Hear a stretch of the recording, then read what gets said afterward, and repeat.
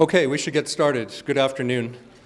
My name is John Meloy. I'm in the Department of History, and I'm here today to talk for a little while about Thucydides.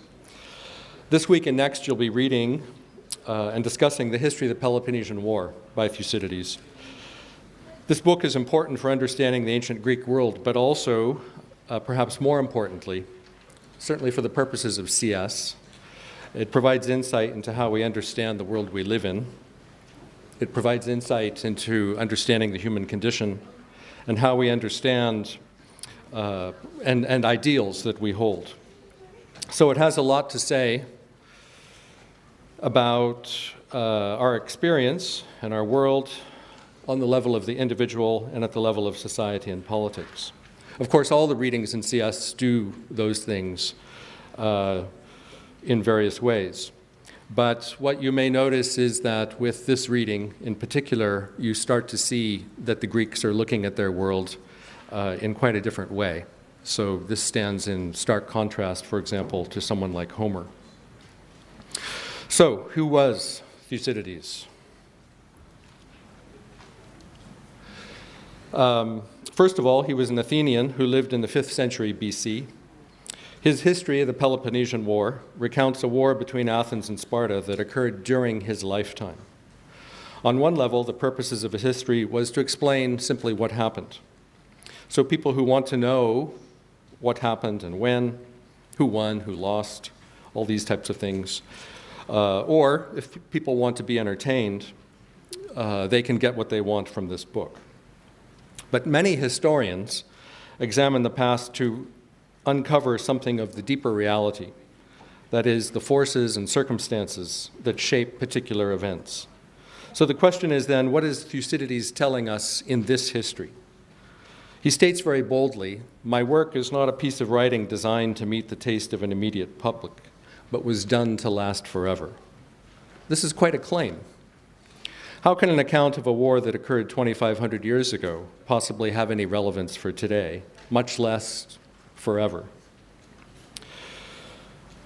Most of what we know about Thucydides comes from his book. There we go. And it's not very much, actually. He refers to himself in the very first line. He refers to himself, Thucydides, the Athenian, wrote the history of the war between Athens and Sparta. He lived in Athens in the 5th century BC, and he was not an ordinary Athenian. He tells us that during the war, he served as a general in the Athenian army. He was a wealthy person from a wealthy family. His family owned gold mines in northern Greece. He also mentions that when he was a general, he was ordered to defend the city of Amphipolis in Thrace in northern Greece. The city was valuable for its strategic location, and obviously for the gold mines. But Thucydides' military expedition failed to arrive in time to defend the city against the Spartans, and consequently the Athenian assembly punished him. He was dismissed from his command and sentenced to exile. And of course the ancient Greeks used this kind of punishment of exile quite often. So he was punished, he was exiled until the end of the war. He took the opportunity of his forced retirement, you might call it, to research and write his history of the Peloponnesian War. And he traveled extensively to interview participants and to visit the various theaters of the war in Greece and perhaps as far away as Syracuse on the island of Sicily, where the end of the war took place. He died in the year 400.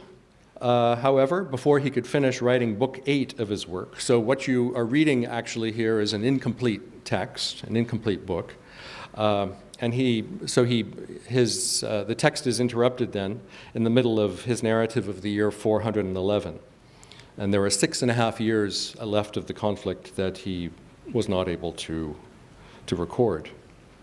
Now, in order to understand Thucydides' book, it is helpful to consider his intellectual background. Not much is known. In his history, he says he admires a man named Antiphon, who is a sophist and a politician. Other sources suggest that he studied with a man named Protagoras, who was also known for being a sophist. Sophism, very briefly, was a prominent intellectual movement in 5th century Greece, known for the use of rhetoric and argumentation. So one of its proponents, for example, argued that he could make the weaker argument the stronger. Thucydides, however, seems not to have been interested in the usual benefits of sophism, which, as you will find out, perhaps, Plato later associated with the political ambitions of well-to-do young men in Athens. However, some see the influence of sophism in Thucydides' rhetorical techniques. For example, in his presentation of antithetical elements, the cities of Sparta and Athens, or the politicians Pericles and Cleon. These are ideas and themes that I'll be talking about throughout the lecture. Why does he do this? Why does he oppose these opposing elements? What do these cities and men represent? Think about that as you're reading the text. He also reports two sides of political disputes. For example, in the debate at Sparta, which is a section which includes a series of speeches given at the outset of the war. In these speeches, you as the reader can examine directly the conflicting arguments and points of view. So perhaps Thucydides is telling us that this is how we should try to understand the world, through these various points of view. Thucydides used this technique in his narrative style also. So, for example, take the funeral oration of Pericles, which is another section of your reading assignment. Pericles was a great Athenian statesman and an advocate of democracy, who in the text gives an eloquent speech on the virtues of Athens. This speech is full of noble ideals. It stands in very stark contrast to the absence of ideals and the reality of the plague epidemic that later ravaged the city, and which is the section following the oration. In the funeral oration, Pericles declaims to the Athenians, "What I would prefer is that you should fix your eyes every day on the greatness of Athens as she really is, and should fall in love with her. When you realize her greatness, then reflect that what made her great was men who were ashamed to fall below a certain standard."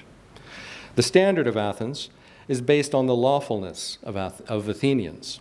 Pericles continues, "We are free and tolerant in our private lives, but in public affairs we keep to the law.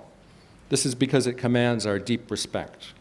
We give our obedience to those whom we put in positions of authority, and we obey the laws themselves, especially those which are the protection of the oppressed, and those unwritten laws, which it is an acknowledged shame to break."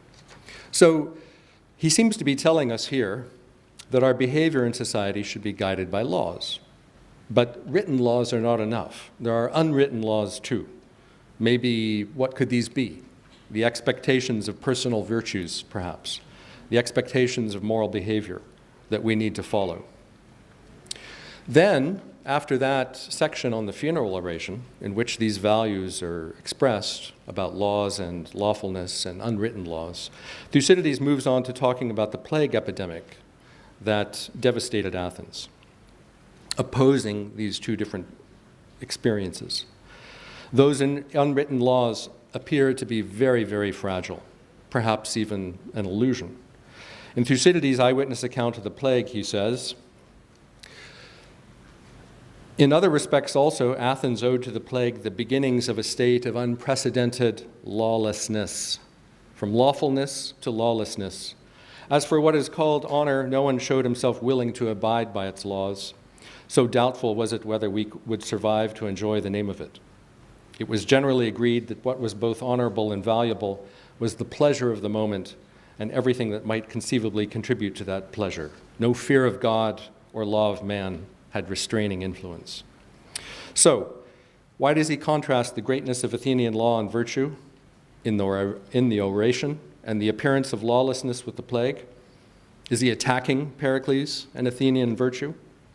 Is he simply being cynical? Think about it. Thucydides' understanding of both Pericles and the plague demonstrates his ability to see, perhaps, submerged realities, deeper realities, okay? A kind of deeper truth. For example, the tensions underlying civic virtue, the fragility of the standards of human character. Whatever his background, Thucydides had a remarkable ability to observe the connection between the individual and the world the Greeks lived in. So the author, just to sum up this section, the author of the history of the Peloponnesian War was an Athenian. He served as a general in the Athenian army. He was removed from command for failure, and he was punished. He wrote a history of the war that he fought in. In other words, you would expect him perhaps to write a biased account of what happened, one that favors one side over the other. Or maybe he does write a biased account, and maybe you can determine that through your reading of the text. But I should add here, he claims that this history that he has written will be of relevance for all time. So if his method of history might be matched, his confidence would certainly be hard to beat. So, is Thucydides' confidence an act born of hubris? That should have been a term that you've come across by this point in the semester, hubris. For Thucydides, history meant a systematic inquiry into contemporary events. So you can think of the title as not the history, but rather the inquiry into the Peloponnesian War. He had little patience for the interest his predecessors, like Herodotus, showed in the romantic element of the stories they recorded. His criticism is indirect, but it is certainly clear that he considered the historical method used by his predecessors to be entirely inadequate. He says, the rest of the Hellenes, too, make many incorrect assumptions, not only about the dimly remembered past, but also about contemporary history. Most people, in fact, will not take any trouble in finding out the truth, but are much more inclined to accept the first story they hear. This obviously is something that we can apply to our own lives. Think about the things that you hear, okay, that you're inclined to accept as true because you hear them from friends, you hear these things from people who are familiar. Does friendship and familiarity have anything to do with accuracy or even truth? Thucydides concerned himself only with contemporary events, and his approach to doing history rested on the conviction that little can be known of the distant past. However, I would argue that his method, his principles, his ability to kind of sort out all of these levels, all these layers, proves for us today that we can learn a lot from any past, no matter how distant. So, what was his method? First of all, we can say he avoided discussion of myths and gods, okay? So here he's quite different from, say, someone like Homer, who recounts the past also. The supernatural for Thucydides had no place in his analysis of human affairs. Politics and society were subjects to be examined with skepticism. He states that all evidence should be tested for accuracy. He says, and this is a quote on your fly sheet, "And with regard to my factual reporting of the events of the war, I've made it a principle not to write down the first story that came my way, and not even to be guided by my own general impressions. Either I was present myself at the events which I have described, or else I heard of them from eyewitnesses, whose reports I have checked with as much thoroughness as possible." He says that the accuracy of his evidence was further enhanced by his development of a chronological scheme in which to incorporate his data. The lack of a standard calendar in ancient Greece compelled Thucydides to devise a system in which he measured time from the first year of the war, each year divided by summer and winter seasons. Thus, his array of verified information, placed within the proper context, allowed for the effective interpretation of the evidence. Primary causes could be distinguished from secondary causes. Political and military events might take on a kind of superficial quality, as if they were symptoms of problems, like symptoms of a disease, okay? These symptoms reflect a deeper state of affairs. Much is made of Thucydides' method, but remember that his method was also tempered by his particular view. When he uses terms like reasonable accuracy and truest causes, we're reminded that we're reading his interpretation of the war just as we read his interpretation of the speeches that he reports to us in such detail. Another quote from the fly sheet about the speeches. "I found it difficult to remember the precise words used in the speeches, which I listened to myself, and my various informants have experienced the same difficulty. So my method has been, while keeping as closely as possible to the general sense of the words that were actually used to make the speeches say what, in my opinion, was called for by each situation. What does that have to say then about his accuracy? The historian Herodotus recreated the atmosphere of the past. Herodotus is this historian that Thucydides criticized. For Thucydides, recreating the past, however, was not enough. His historical method forms a narrative that contains arguments, interpretations, founded on the belief that our knowledge of the past is useful because we can understand it from all sides. We can see the difference between the profound and the superficial. His intellectual acuity may have been sharpened by his sophistic training, okay? But by our reading between the lines, we get the sense that his historical method was also guided by moral convictions, something that's usually not associated with the sophists, but guided nevertheless by moral convictions that ran as deep as those realities he was trying to bring to the surface. By means of understanding history, Thucydides believed we could make better political judgments. And aren't political judgments really moral judgments? And at least understand, if not entirely avoid, such tragedies as the war between Athens and Sparta. So, what does the book consist of? Perhaps it consists of arguments. When we see the inquiry into the Peloponnesian War as an account of the past that includes interpretations and convictions, it becomes clear that the book contains a number of arguments. One might consider it, for example, a treatise on historiography. Historiography is the method of doing history. Okay. After all, he argues that his evidence is more reliable than, as he says, that of the poets. Who might the poets be? Someone like Homer, yeah? The poets who exaggerate the importance of their themes, or of the prose chroniclers, like Herodotus, who I've mentioned, who are less interested in telling the truth than in catching the attention of their public, whose authorities cannot be checked. This method formed the foundation for additional arguments, a kind of historical argument, we might call it. In the past, the Persian War had been considered the greatest war, especially by Herodotus. But Thucydides argued that the war between Athens and Sparta was the greatest war of all time, as he expresses it, more worth writing about than any of those which had taken place in the past. And he gives reasons for this. It lasted such a long time. It lasted for 27 years. He says never before had so many cities been captured and then devastated, whether by foreign armies or by the Hellenic powers themselves. Never had there been so many exiles. Never such loss of life, both in the actual warfare and in internal revolutions. The destruction wrought by humanity was followed by upheaval in the natural world. Eclipses, earthquakes, drought, famine, plague, all these calamities fell together upon the Hellenes after the outbreak of the Great War. So we have a series of arguments, historiographical, historical, and then what you might call political, interpretive somehow. At another level, he argues that the power and greatness of Athens was a result of its development of navigation and commerce, seaborne commerce. The Athenian navy enabled the city to accumulate wealth, and this was the foundation of its empire.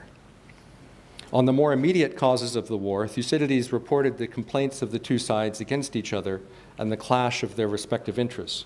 But those superficial causes obscured the real reason for the war: imperial ambition. Thucydides says what made war inevitable was the growth of Athenian power and the fear which this caused in Sparta. So his historical argument has even a wider reach, in part because of his method, which I mentioned already, but also more significantly, as with many thinkers of his era, the broad scope of his vision rested on the conviction that moral issues and conflicts were an integral element in politics. Thus, the history of the Peloponnesian War is not strictly a story of the conflict of Athens and Sparta, although that's what it purports to be, right? The story runs deeper.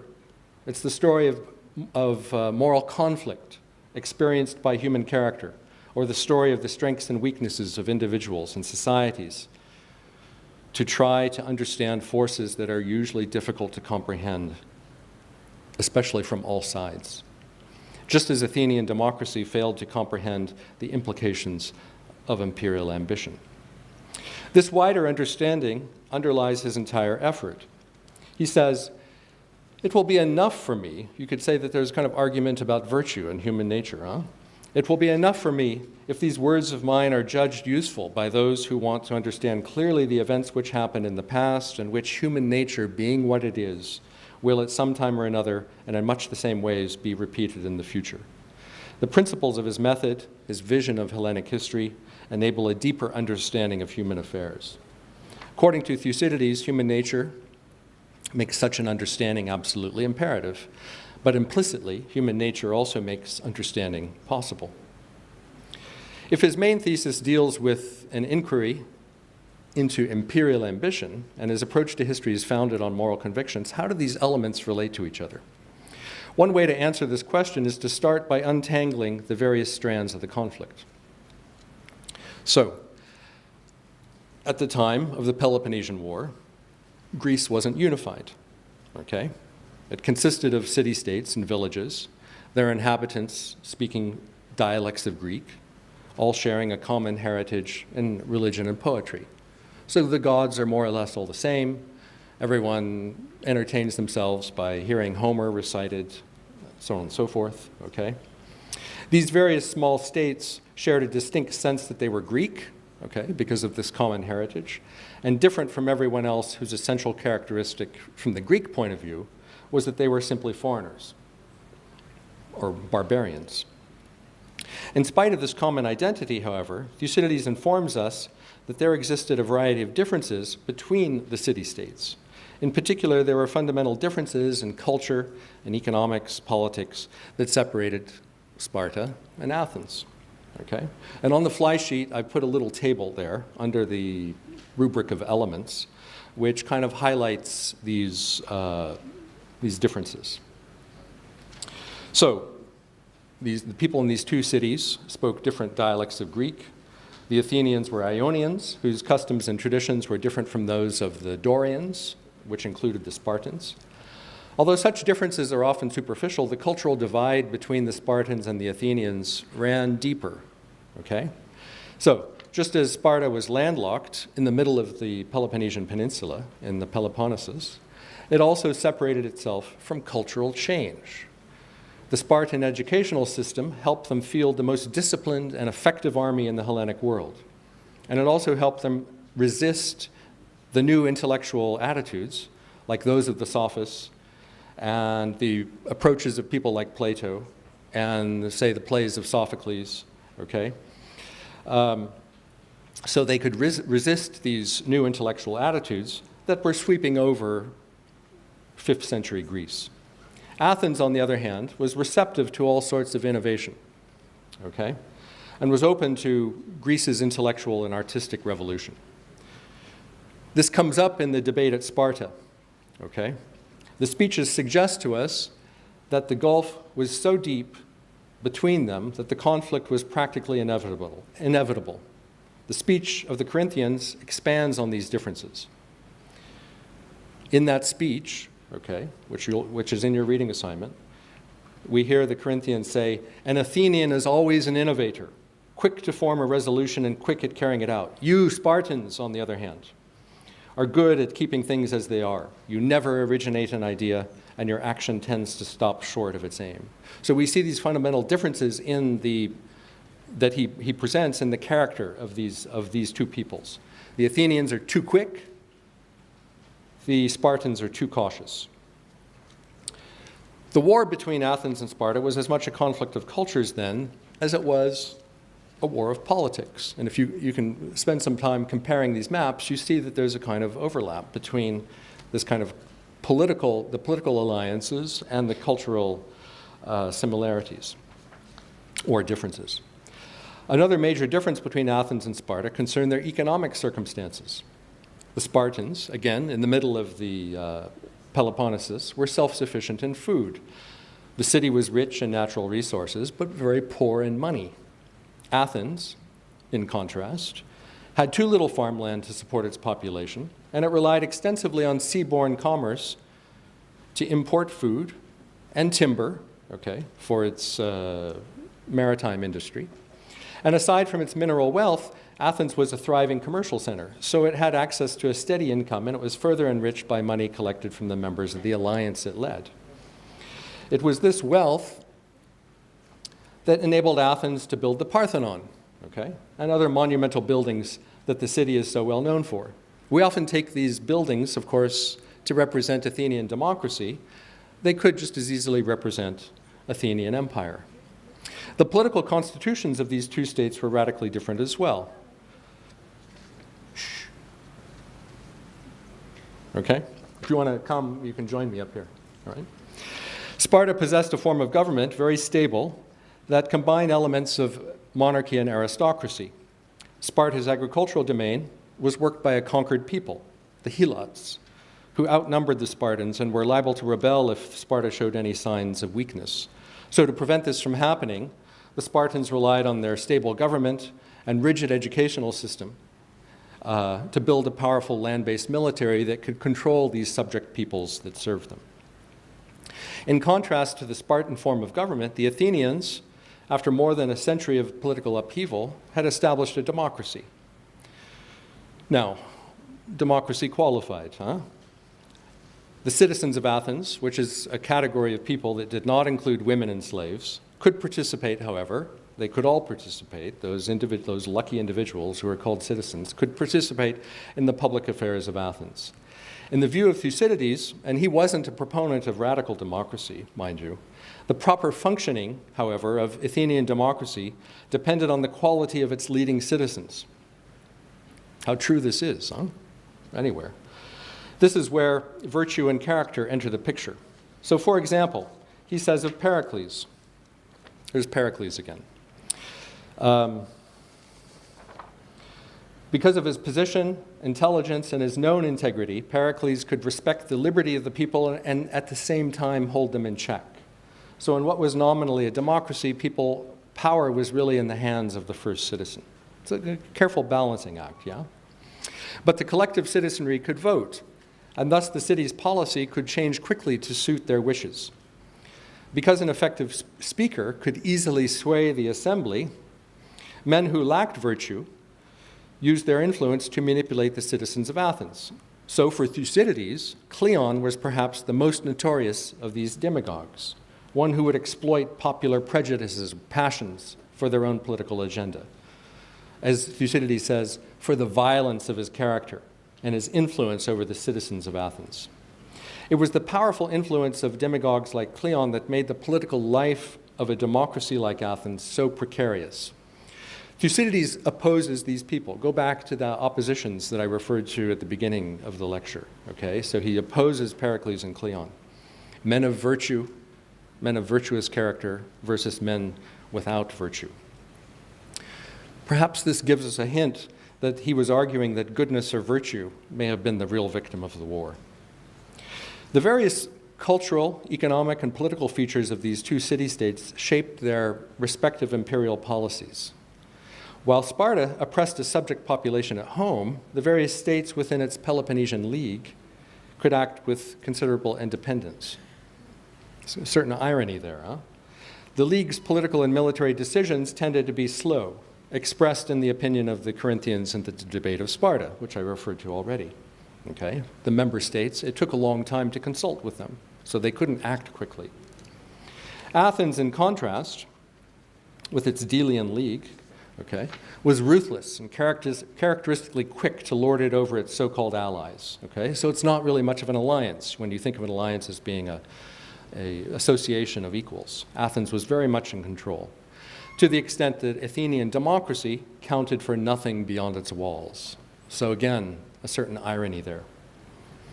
Athenian imperial ambition grew out of its powerful political position at the end of the preceding war with Persia. Remember, the war that Herodotus claimed was the greatest war. The growth of Athenian power, Thucydides argued, endangered Sparta's political security. The gradual realization of Athenian imperial ambition upset the balance of power, okay, between Athens and Sparta. And the pressures built up to such a degree that diplomatic maneuvering against weaker, neutral states, people living on idyllic islands like that,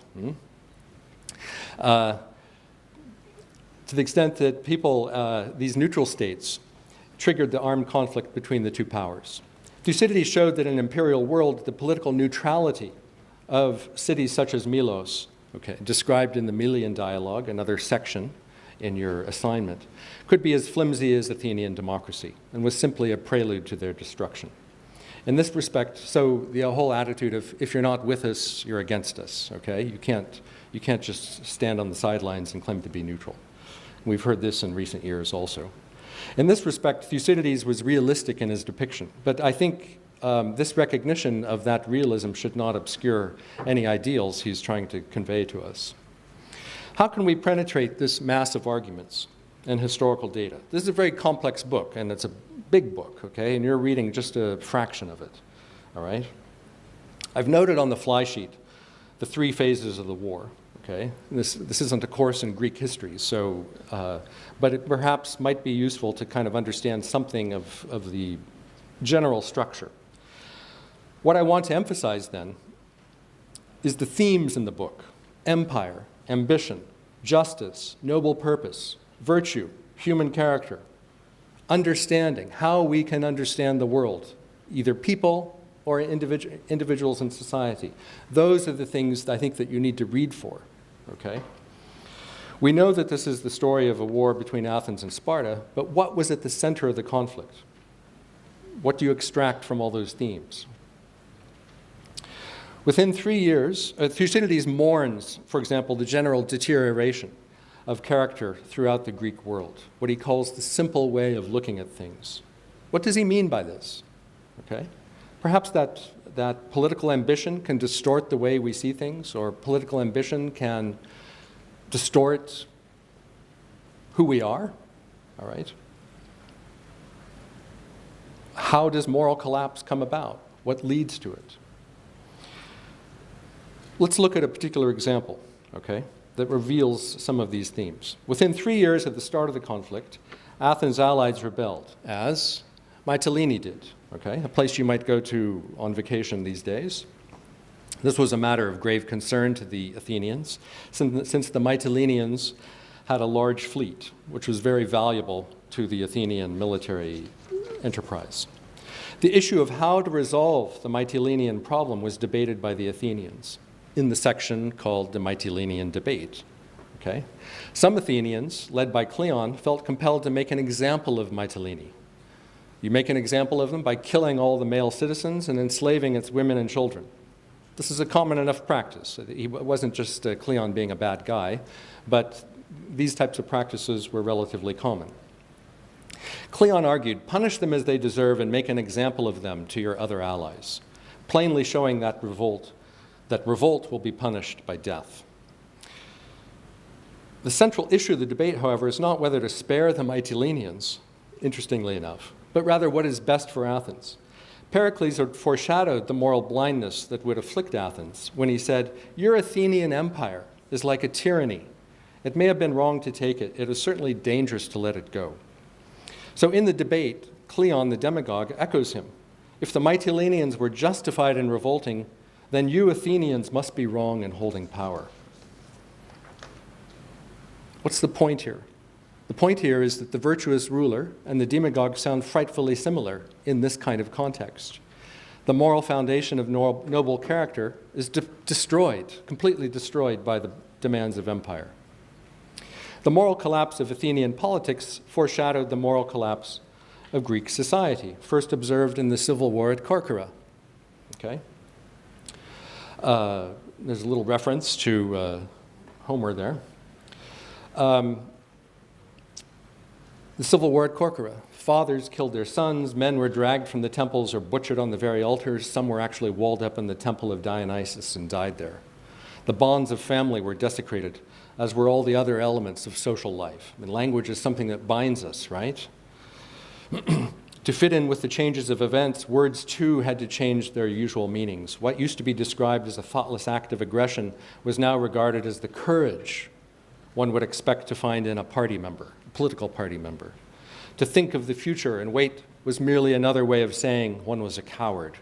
Any idea of moderation was just an attempt to disguise one's unmanly character. The ability to understand a question from all sides meant that one was totally unfitted for action. Could this be a reference that Thucydides is making to maybe an experience he had in northern Greece where he failed to achieve a military objective? He was deemed unfit for action. After the death of Pericles, 2.5 years after the start of the war, only 2.5 years after, the state of Athens deteriorated even more. Thucydides relates that Pericles' successors lacked his foresight and character, adopting methods of demagogy, which resulted in their losing control over the actual conduct of affairs. Not only did they lose control over political affairs, but they ultimately lost the basis of their empire. Private ambition and private profit led to policies which were bad, both for the Athenians themselves and for their allies. With the loss of character, it is too easy to adopt the principle that might makes right, okay, as at Melos, and also as a place at a place like Syracuse, which you can see from the quotes on the fly sheet. Okay, and it was at Syracuse that the end of the war took place. At that end, the Athenians were on the verge of being enslaved themselves. They failed to understand the situation, apparently, from all sides.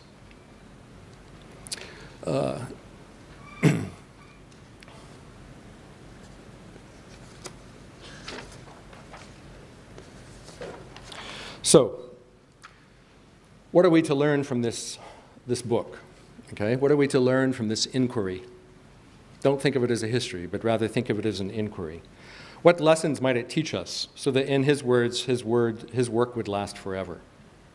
The history of the Peloponnesian War has as many lessons, of course, as it has arguments, and I've just run through all the arguments. But clearly, Thucydides' history, which was built on the solid foundation of his method, which is quite elaborate and perhaps convincing, perhaps unconvincing, but it certainly seems to be rather stable. His convictions about character, his convictions of his understanding or his vision of history, all this has more to teach us than the story of the dissolution of an empire. Okay? It's more than just the fall of Athens. Thucydides speaks of standards of character. While Athens and Sparta were the chief opponents in the Peloponnesian War, in many respects, the chief protagonists of this history are Athens and Thucydides. Pericles' funeral oration praised Athens as a lesson for Greece. The irony of this praise in the larger context of Thucydides' story is revealing. Athens was a lesson for us, okay, but not only in an admirable way. So don't just think of Athenian democracy or Athenian art. What about the kind of negative lessons? Consider what lessons Athens almost taught at Mytilene and did teach at Melos, and what her army demonstrated outside Syracuse. Don't follow the example of Athens. Human nature, being what it is, to quote Thucydides, and the fragile role of the noble character in human affairs makes the lesson of political ambition one that will be relevant forever. Okay.